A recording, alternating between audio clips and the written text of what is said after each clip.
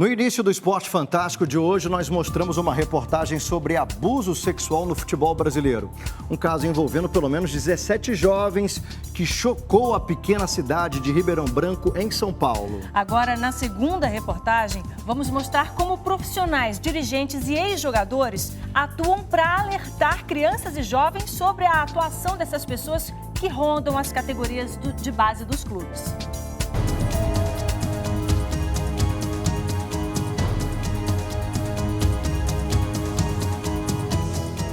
É neste mundo com cifras milionárias que a maioria dos meninos brasileiros sonha entrar. No país das desigualdades sociais, o futebol surge como ponte para a riqueza e o sucesso. É nos grandes clubes do Brasil e Europa que 60 crianças de um projeto voluntário de futebol de Ribeirão Branco, no interior de São Paulo, queriam chegar. Mas o caminho, já difícil, pode ficar ainda mais tortuoso quando a pessoa que deveria encaminhar as crianças resolve saciar os próprios desejos sexuais. Na reportagem que exibimos no início do programa, mostramos um treinador de futebol que é acusado de assediar 17 menores que jogavam na escolinha dele. Até onde vai a humanidade? Parece que não tem limites. Só que a cidade do interior de São Paulo não é a única a passar por isso. Onde tem menino que sonha em jogar futebol, há o risco de ter gente que se aproveita das poucas chances de sucesso. O futuro desses jogadores vai depender do que eles fizerem dentro de campo. Mas todos sabem que chegar a um nível de Neymar, por exemplo, é muito difícil.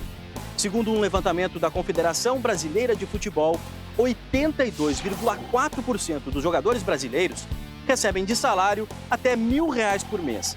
E conforme esses vencimentos aumentam, o percentual diminui.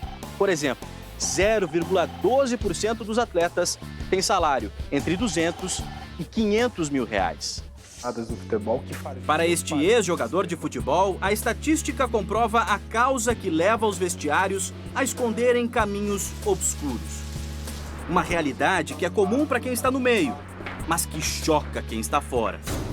E às vezes por causa de R$50 ele acaba cedendo ao ato sexual por necessidade. E ele não entende, ele não percebeu que ele está se prostituindo. Alemão Trimas passou pela Portuguesa, Bragantino, pelo futebol de Portugal. O ex-goleiro armou uma estratégia para jogar contra o assédio sexual. Por 20 anos, viu muita coisa e decidiu não mais esconder o jogo. Eu sofri o assédio sexual constantemente.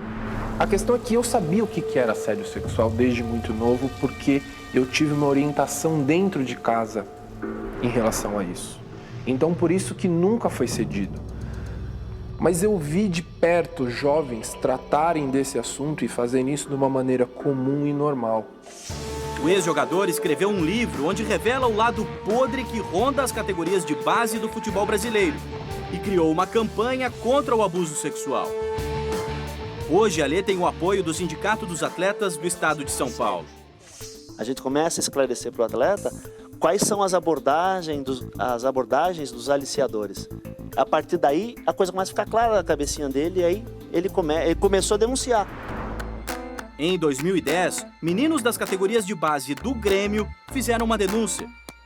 O ex-coordenador da base, José Alzir Flor da Silva, foi investigado pelo Ministério Público por pedofilia. O profissional ficou 25 anos no clube. Segundo o Ministério Público do Rio Grande do Sul, ele se valeu da posição no clube para cometer os abusos.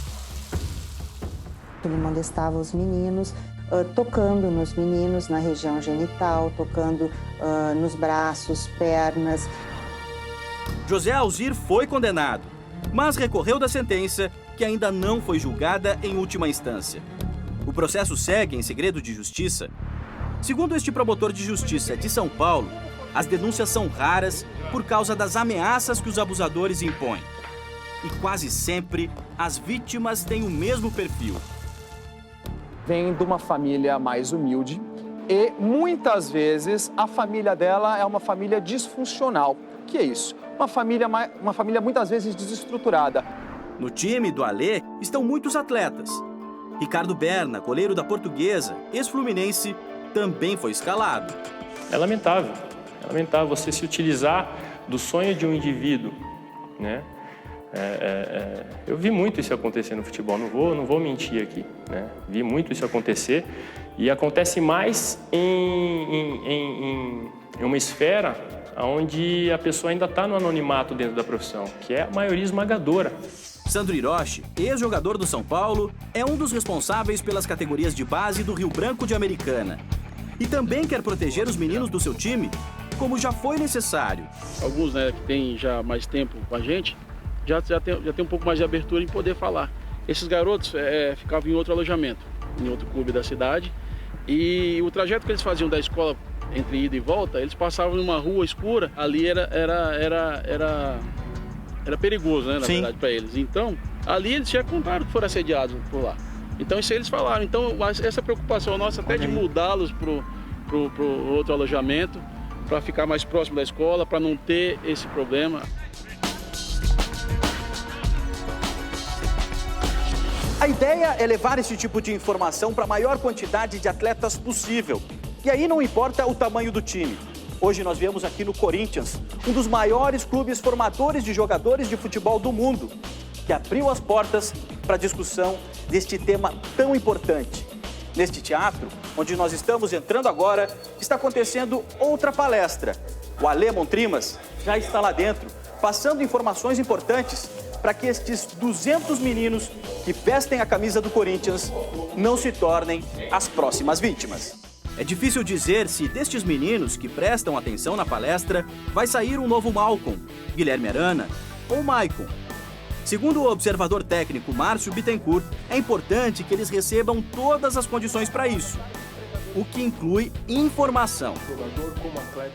Vamos quebrar barreiras, né? A gente está tentando quebrar essas barreiras para que a coisa... E que a gente não tenha mais problemas no futuro. O time para enfrentar o assédio sexual já foi montado, mas todo mundo pode usar o Disque 100 para denunciar. Isso tem que acabar. Tomar cuidado com as pessoas que procuram as crianças. Não deixá-las desamparadas.